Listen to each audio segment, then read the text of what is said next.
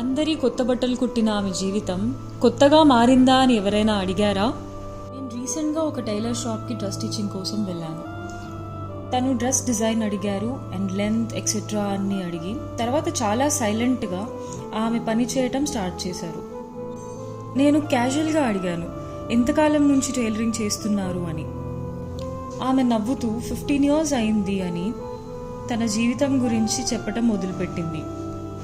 నాకు టైలరింగ్ అంటే ఇష్టం కాదమ్మా, పరిస్థితుల వల్ల నేర్చుకున్నాను. మా హస్బెండ్ చనిపోయాక ఇల్లు గడవడం కోసం స్టార్ట్ చేశా.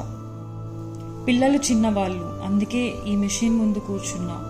కొత్తల్లో నీడిల్ పట్టుకోవడం కూడా రాక చేయి గుచ్చుకొని ఏడ్చేదాన్ని. కానీ నేను ఆగలేదు, ఎందుకంటే నేను ఆగితే మా ఇంట్లో భోజనం ఆగిపోతుంది అంటూ ఆమె మాట్లాడుతూనే ఉన్నా చేతులు బట్టలు కుట్టడం ఆపలేదు. ఆమె కళ్ళు మాత్రం గతంని గుర్తు చేసుకుంటున్నాయి. నేను అడిగాను, మీకోసం ఏమన్నా కొన్నారా ఇప్పటి వరకు సంపాదించిన డబ్బులతో అని.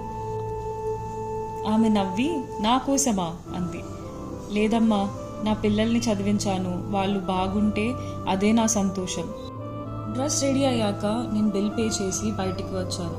ఆ డ్రెస్ ఫిట్టింగ్ కన్నా ఆమె మాటలు నా మనసులో ఎక్కువ నిలిచిపోయాయి. ఆ రోజు నాకు అర్థమైంది, టైలర్ బట్టలు మాత్రమే కాదు, కుటుంబం భవిష్యత్తుని కూడా కుడుతుంది అని.